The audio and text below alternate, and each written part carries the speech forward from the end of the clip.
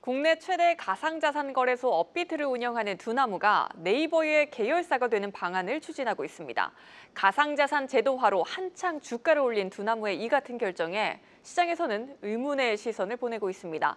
한국경제TV 취재 결과 두나무는 네이버의 인프라를 활용해 글로벌 시장, 특히 아시아 진출을 계획하고 있는 것으로 확인됩니다. 증권부 정재훈 기자와 자세한 이야기 나눠보겠습니다. 정 기자, 일단 두나무의 네이버 편입 어떻게 진행되는 겁니까? 그렇습니다. 오늘 아침에 나온 소식 때문에 많은 투자자분도 좀 놀라셨을 것 같은데요. 두나무와 네이버 자회사 네이버 파이낸셜은 다음 달에 이제 이사회를 열고 포괄적 주식 교환 협상을 마무리를 짓습니다. 이 포괄적 주식 교환이란 한 회사가 다른 회사의 지분 전부를 이전받는 건데 자기 주식을 교부해서 즉 모회사와 완전 자회사 관계로 통합되는 기업 방식입니다. 이런 방식으로 네이버 파이낸셜은 두나무의 주식 100%를 넘겨받게 됩니다. 기존 두나무 주주들은 새로 발행하는 네이버 파이낸셜의 주식을 받게 되는데요. 현재 두나무의 지분은 송치영 회장이 약 25%를 갖고 있고 뒤이어 김영년 부회장이 13% 이상, 그리고 카카오 인베스트먼트가 10% 조금 넘게 들고 있습니다. 지난해 두나무의 연간 영업이익이 1조 1천억 원이 넘습니다. 이 네이버페이 등 네이버의 핀테크 사업, 즉 네이버 파이낸셜의 연간 영업이익도 1천억 원 수준이 조금 넘는 수준인데 현재 증권가에서 바라보는 두나무의 기업 가치는 10조 원에서 한 11조 원 사이입니다. 상대적으로 훨씬 크다고 볼 수 있죠. 네이버의 자회사도 아닌 손자 회사가 되는 구조인데 당연히 의문이 드는 구조일 수밖에 없습니다. 이런 이유로 주식 교환 시에 두나무의 최대 주주인 송치영 회장이 네이버 파이낸셜의 최대 주주가 될 수 있는 가능성도 열려 있다는 평가입니다. 네, 사실 앞서 두 회사는 원화 스테이블코인 사업에서도 협력하기로 하기는 했었습니다. 그런데 이번 결합은 다소 과감한 방식이어서 여러 해석을 낳고 있습니다. 말씀하셨듯이 일단 체급에서 워낙 차이가 크니까 이게 뒤바뀐 게 아닌가, 왜 이런 선택을 했을까 굉장히 궁금하거든요. 그렇습니다. 때문에 이제 처음에 소식을 전한 업계에서도 모두 두나무가 도대체 왜라는 이런 의문을 좀 낳았던 게 사실인데요. 먼저 이 가상자산 제도화 진행 과정과 한마디로 입법화 과정과 좀 관련이 있습니다. 다음 달에 스테이블코인 제도화를 포함한 가상자산 2단계 법안이 이제 정부 측에서 마련이 될 예정입니다.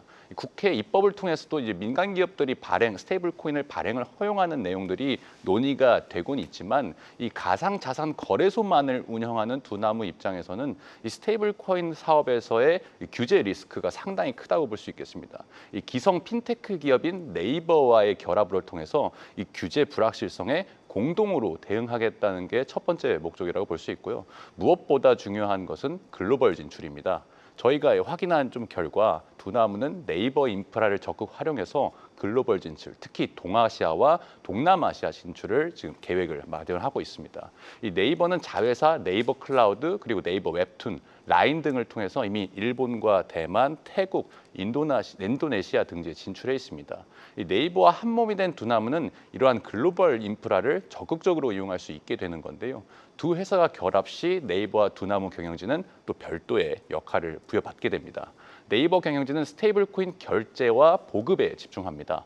두나무 경영진은 기획과 전략 그리고 블록체인 인프라 구축을 맡습니다. 이 과정에서 송치영 두나무 회장은 가상자산 사업을 사실상 총괄하게 됩니다. 네, 그러니까 네이버와 두나무가 결합해서 국내 최대의 디지털 금융 기업으로 거듭나겠다는 목표라는 거군요. 그렇습니다. 이러한 것은 글로벌 트렌드에도 좀 부합한다고 볼 수 있는데요. 업비트의 현재 월 평균 거래 대금이 한화로 150조 원 이상 정도로 국내 점유율은 70% 수준이고 전 세계에서도 4위 정도의 랭크가 됩니다. 그렇지만 가상자산 중개 수수료에서 대부분 이익이 나고 있고 시장도 그러니까 국내로 한정돼 있다는 게 좀 사업의 한계로 꼽히고 있습니다. 이 블록체인 혁명 그리고 가상자산 제도화로 전 세계 금융의 판도가 지금 달라지고 있습니다. 미국의 코인베이스나 로빈후드가 전통 금융과 가상자산, 결제까지 흡수해서 슈퍼 앱으로 거듭나고 있습니다. 이런 상황에서 세계적인 경쟁력을 갖추기 위해서는 두 회사의 시너지가 필요하다고 본 겁니다. 스테이블 코인 제도화와 함께 앞으로 국가대표급 디지털 금융 경쟁이 본격적으로 펼쳐질 것으로 보이는데요. 네이버와 두나무의 결합 상황을 지속적으로 지켜볼 필요가 있습니다. 네, 궁금했던 부분이 조금 해소가 된 것 같습니다. 증권부 정재훈 기자였습니다.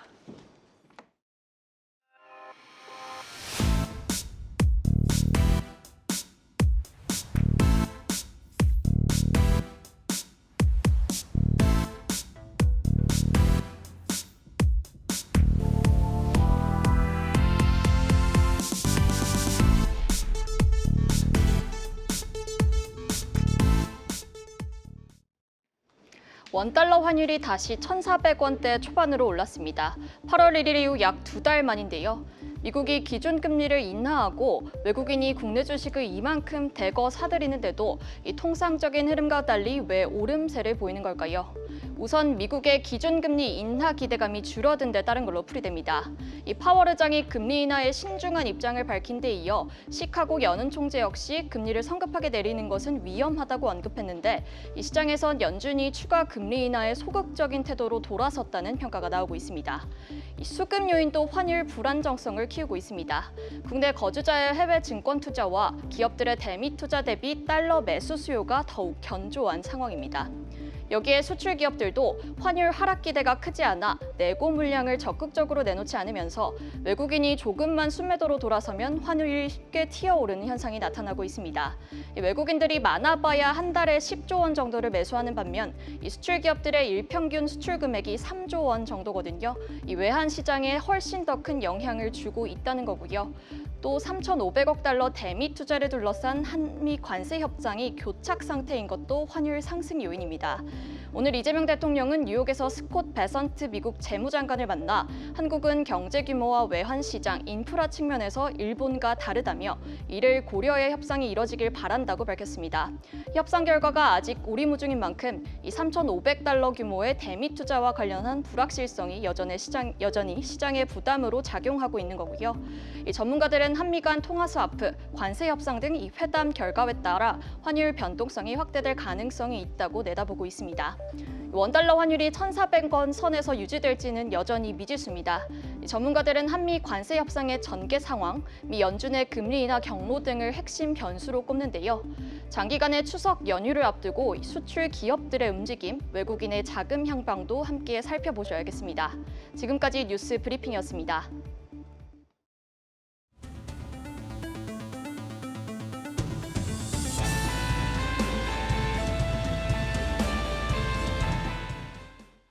K2 전차 등 지상 무기를 해외에 수출했던 현대로템이 이번엔 우주 발사체 엔진 개발에 나섭니다. 메탄 엔진 기술을 독자적으로 연구 개발해 스페이스X가 독점하고 있는 시장에 도전장을 내민 겁니다. 방산인사이드 배창학 기자 나와 있습니다. 배 기자, 전차를 만들던 현대로템이 발사체 엔진을 만든다고요? 네, 맞습니다. 군 당국 관계자를 만나서 최근 이야기를 들어보니 현대로템이 이 국방기술진흥연구소라는 곳에서 공모한 연구개발 사업을 수주했는데요. 지상 기반의 이 재사용 우주 발사체용 35톤급의 메탄 엔진 기술 연구 개발을 맡게 된 겁니다. 보시는 것처럼 사업 기간은 오는 2030년까지 사업 비용은 약 490억 원이고요. 오는 11월 예정된 현대로템과 국기원 간의 협약식 체결을 기점으로 본격 착수될 것으로 보입니다. 기간도 짧고 금액도 적은데 한국형 팰컨9 상용화의 첫 단추를 꿰게 됐다는 게 전문가들의 분석이고요. 팰컨9은 일론 머스크가 이끄는 스페이스X의 재사용 우주 발사체인데 한 차례 쏘면 버리는 소모성이 아니라 여러 차례 쏠 수 있어서 전 세계 유일한 발사체로 글로벌 시장을 사실상 장악하고 있습니다. 이에 우리 정부도 재사용 기술이 필수적이라는 공감대를 형성해 이번 달 관련 프로젝트를 공고했고요. 현대로템 그리고 대한항공이 각각 프로젝트 총괄, 엔진 부스터 제조를 전담하기로 하고 컨소시엄을 구성해 입찰에 참여했습니다. 그런데 현대로템과 대한항공 컨소시엄이 우주산업의 선두주자인 한화 에어로스페이스를 제치는 이변을 일으켰습니다. 현대로템의 메탄 엔진 기술 이력이 높이 평가됐다는 게 중론이고 이에 한화에어로가 엔진보다 발사체 실물 쪽에 무게를 둔다는 업계 관계자들의 전언도 나오고 있습니다. 네, 현대로템은 군수에서는 전차를, 민간에서는 열차를 만드는 업체입니다. 그런데 메탄 엔진 기술력을 어떻게 확보하고 있는 겁니까? 일단 배경을 알기 위해서는 30년 넘게 거슬러 올라가야 합니다. 현대로템은 말씀 주신 것처럼 현재 전차와 장갑차 등의 궤도 장비, 그리고 이 민수에서는 전철과 기차 등을 생산하고 있는데요. 그런데 현대로템은 과거 현대모비스의 전신인 현대전공이라는 곳에 철도 사량 사업부였던 때가 있습니다. 당시에 고 정주영 현대그룹 명예회장의 지시에 따라서 현대전공은 국내 기업 가운데 최초로 지난 1990년대 우주발사체 사업을 추진했는데요. 이 과정에서 지금의 현대로템인 철도 사량 사업부도 메탄 엔진 연구 개발에 오랜 공을 들였습니다. 특히 글로벌 시장에 주름 잡았던 이 러시아와 협력을 해서 기술을 이전받고 시험장도 짓는 등 경쟁력을 강화했습니다. 그런데 외환위기로 인한 산업재편 빅딜의 일환으로 현대공정의 철도 사령 이 사업부가 다른 기업 사업부들과 합쳐져서 법인으로 재탄생하게 됐고요. 이후에 2004년 현대모비스가 현대로템에 우주 사업을 넘겨줬지만 현대자동차 그룹 차원에서 한동안 우주와 거리를 둬서 존재감이 흐릿해졌습니다. 하지만 우리나라도 나로호, 누리호 사업을 추진하며 우주를 넘보게 됐고 과정에서 현대로템도 추진 시험 설비를 구축해서 우주 사업이 재조명됐는데요. 오랜 세월이 흘렀는데 30년 전에 현대로템이 주목했던 메탄이 30년 후 전 세계가 탐내는 연료로 자리매김했습니다. 이는 기존에 쓰이던 케로신이라는 등유, 또 수소의 경우는 한 번 쓰면 버려야 하는데 메탄은 여러 번 사용할 수 있어서인데요. 지금 나오는 것처럼 쉽게 말해서 이 등유와 수소는 일회용의 건전지고 메탄은 충전식의 배터리와 비유할 수 있습니다.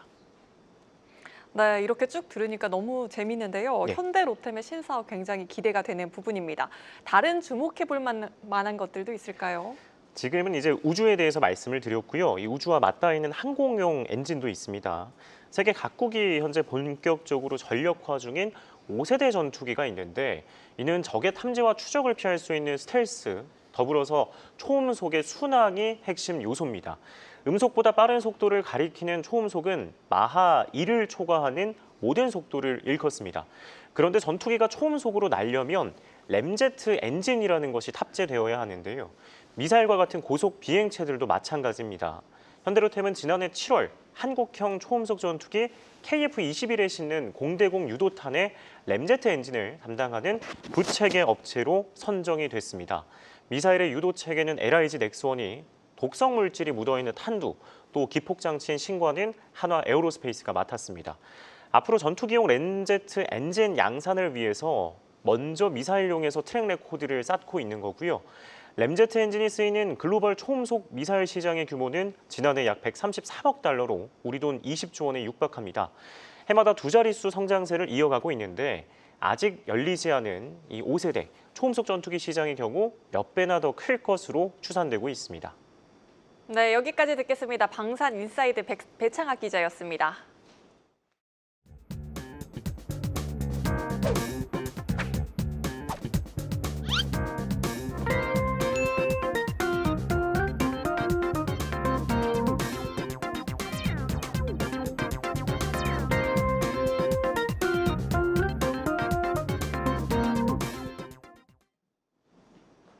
구칠 공급 대책에 대한 실망감이 본격적으로 나타나면서 이제 6.27 대출 규제 이전 수준을 회복했습니다. 이번 주 서울 아파트 가격 지난주보다 0.19% 올랐습니다. 어느덧 35주 연속 상승세입니다. 토지거래 허가구역 주변 한강벨트를 따라 풍선 효과는 더 뚜렷해지고 범위를 넓히고 있습니다. 용산구, 강남 3구와 인접한 성동과 마포, 광진, 또 강동의 상승률이 가장 높았습니다. 이제는 영등포와 양천 등 주변 지역까지 불길이 번지는 모습입니다. 불길의 중심지였던 강남 3구도 송파구를 중심으로 다시 상승세에 시동을 걸고 있습니다. 현장의 얘기를 들어보면 한강벨트의 분위기는 그야말로 불장입니다. 이번 주 상승률이 가장 높았던 성동구의 한 공인중개업소에서는 9.7 대책이 나오고 최근 2주 사이 집을 안 보고 계약하는 사람이 나오는 등 나와 있던 매물이 모두 팔렸다고 말했습니다. 특히 성동구와 마포구까지 곧 규제 지역으로 묶일 것이란 전망에 막차를 타려는 수요까지 몰리고 있습니다. 실망스러운 9.7 공급 대책은 실수요자들의 마음을 급하게 만들고 있습니다. 오늘 한국은행은 이재명 정부의 첫 부동산 정책인 6.27 대책이 과거 정부의 부동산 대책보다 효과가 제한적이라는 이례적인 보고서를 냈습니다. 추가 대책이 필요하다고도 밝혔습니다. 정부도 추석 전후 부동산 시장의 움직임을 보고 추가 규제를 검토하고 있는 것으로 알려졌습니다. 하지만 규제가 근본적인 부동산 시장 안정책이 될 수 없다는 점에서 신중해야 한다는 목소리도 적지 않습니다. 지금까지 뉴스 브리핑이었습니다.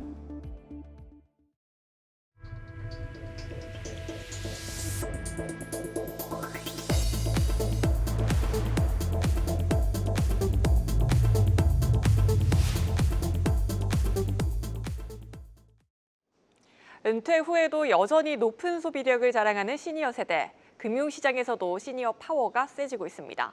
이들을 잡기 위해 금융사들은 절세부터 승계까지 맞춤형 종합 서비스를 제공하고 있습니다. 시니어 세대 맞춤형 금융 서비스를 소개하는 코너, 오늘은 첫 번째 순서로 기업의 성장 단계에 맞춘 금융 지원에 더해 추후 승계까지 돕는 IBK의 컨설팅 센터를 유주환 기자가 다녀왔습니다. 창업 초기부터 성숙기까지 중소기업의 생애주기별 금융 지원을 위해 설립된 IBK 중소기업은행에는 창업주 고령화 등의 이유로 승계가 필요한 경우 이를 도와주는 전문 조직이 있습니다.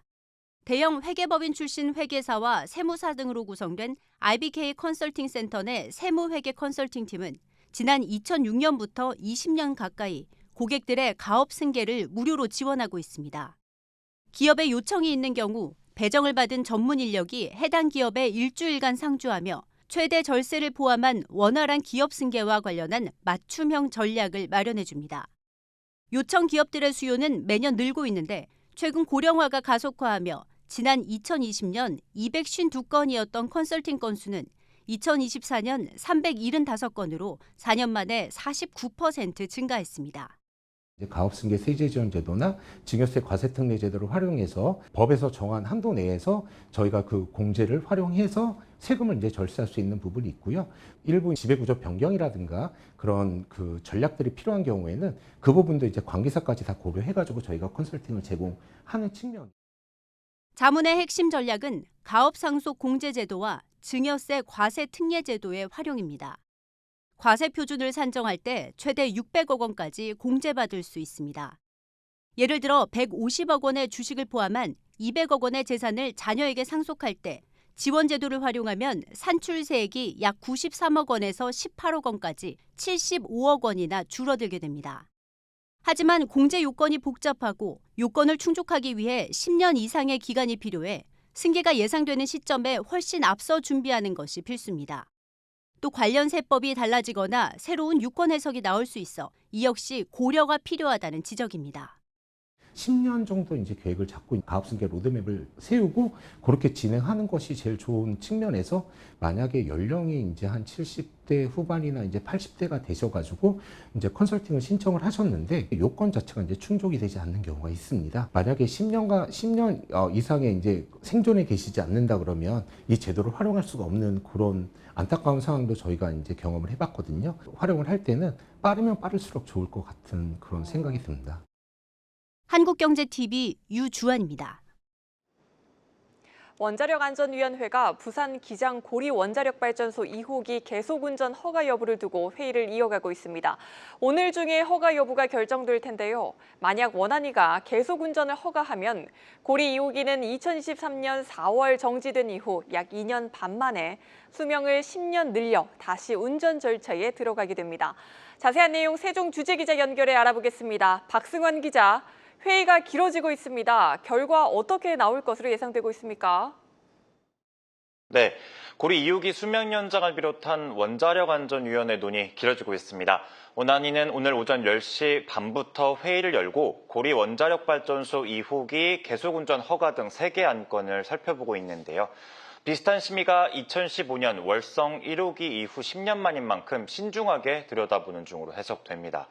고리 1호기는 1983년 4월 9일 운전을 시작했습니다. 2017년 영구 정지된 고리 1호기를 빼면 현재로서는 가장 오래된 원전인데요. 2023년 4월 8일부로 운영 허가 기간인 40년을 채워서 가동을 멈춘 상태입니다.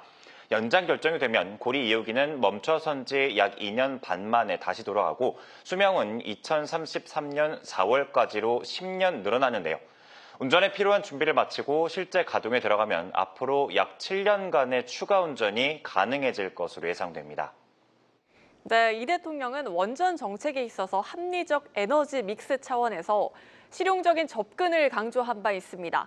이재명 정부 출범 이후 처음으로 열린 원전 계속 운전 심의여서 이번 결정이 앞으로의 방향성에도 크게 작용할 것 같군요. 그렇습니다. 원전업계는 고리 2호기 계속운전 여부를 이재명 정부 원전 정책의 가늠자로 여기는 분위기입니다. 과거 한수원은 문재인 정부 당시 탈원전 기조에 원전 수명을 연장하지 않았었는데요.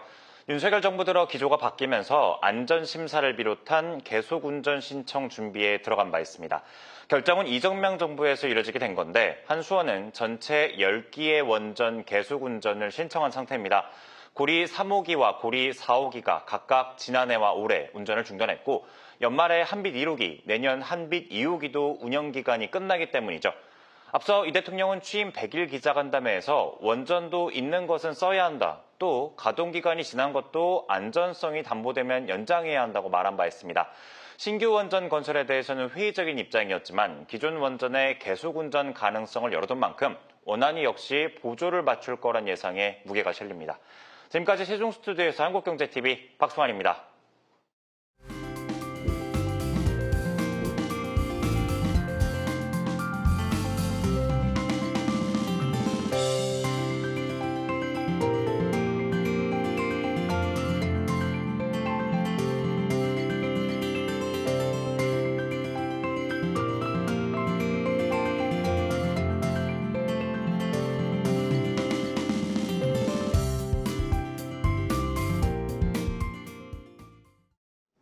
오늘 뉴스를 마칩니다. 저희는 다음 주 월요일 다시 돌아오겠습니다. 시청해주신 여러분 고맙습니다.